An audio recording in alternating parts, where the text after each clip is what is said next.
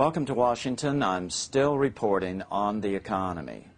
In our last report, we talked about the Fort Knox gold scandal as an example that gold is not always good as gold.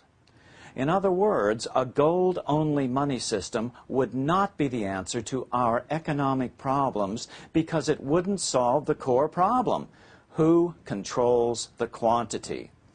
Remember, it doesn't matter what backs the money.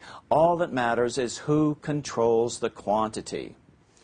In this report, we're going to look at this quantity issue and see how the first Norman king of England solved the problem. 1,000 years ago in England, the goldsmiths, the bankers of that day, discovered that instead of lending out their gold coins, they could lend out receipts, IOUs for their gold coins. Then they learned that they could lend out way more receipts than they actually had gold to cover them, and no one would ever be the wiser. When they lent out lots of their gold IOUs, the economy boomed. When they called in their loans, the money supply shrank and a depression set in. Then goldsmiths discovered that by acting in concert, this manipulation of the money supply could force the king to do their bidding. It's the same today. When bankers control the quantity of money, they always end up controlling the politics of the nation as well. That's the definition of plutocracy, rule by the rich. Now, the opposite of plutocracy is a democratic republic, where the voters elect politicians to represent their wishes. Democratizing this political power is the very basis of our freedom. In 1100 AD, King Henry I of England got tired of the goldsmiths manipulating the money supply for their own political ends. Henry understood that spreading power out not only gave more freedom to the common citizen, but made the nation stronger, less susceptible to tyrants. Of course, King Henry wasn't elected, but he would be the first English king to lay the foundations of democracy. First, he took the money power out of the hands of the goldsmiths by creating a unique form of government-issued, debt-free money called tally sticks. Tally sticks did not represent any quantity of gold or any other commodity. They were simply polished sticks of wood issued by the king, which he declared to be good for the payment of taxes.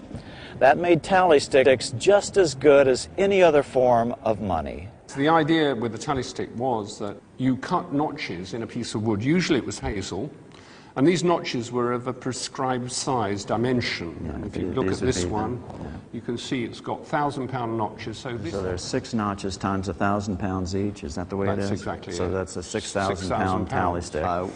This side is called the stock. This was kept by the person who made the loan, or paid the money in. I see. And this is the foil. So the foil would be spent into existence, and the idea was splitting the stick down the middle was to prevent counterfeiting, because of course a stick splits uniquely down the middle. Because when the debt was repaid, the two pieces were put together, and if they didn't tally, something was awry.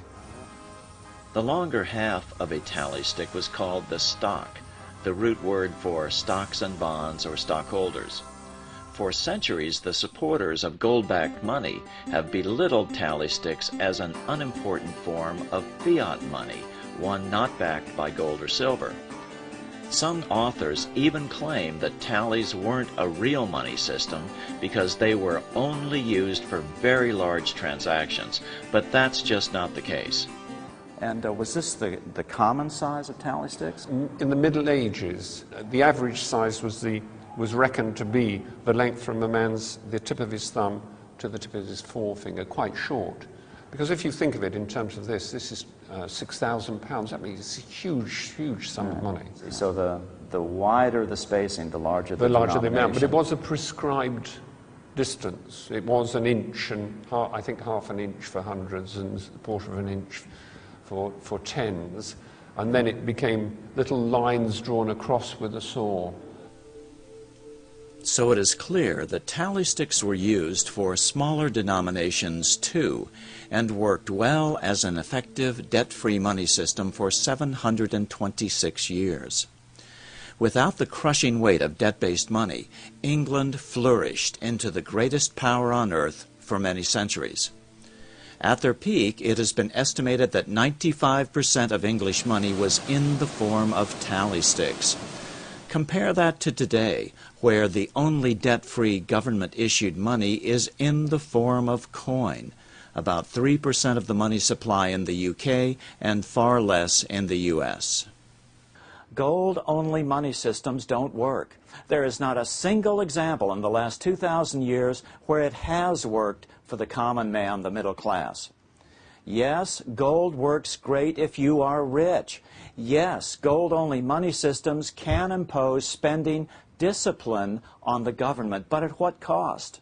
The cost of the very rich controlling the politics of the nation, because the very rich have always been able to control the quantity of gold.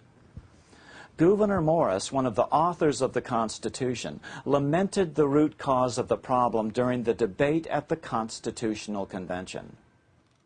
The rich will strive to establish their dominion and enslave the rest. They always did, they always will, if we do not by the power of government keep them in their proper spheres. Our lesson from the pages of history is he who controls the quantity of money controls the nation. The money power is the most basic freedom. Do you want unelectable bankers in control of the most important power in a nation, the money power? Or do you want to have some say through your elected government? Government isn't perfect, but it's all we've got. This is nothing less than a choice between serfdom or freedom. In England, gold coin continued to circulate as a competing currency with tally sticks, but the vast majority of English money was in the form of tally sticks. This system of debt-free, government-issued money lasted for 726 years and gave rise to the greatest empire in history. The tally stick system remained in operation until the founding of the Bank of England in 1694. From that point on, most of England's money was borrowed into existence. All the tally sticks were burned, and the British Empire began its slow, steady decline as the interest payments on the new national debt began to pile up. By the mid-1700s, the interest payments were so great that 75% of British taxes went towards paying just the interest on their debt. This is why England started forcing unreasonable taxes on all her colonies, including America, and that led to the American Revolution.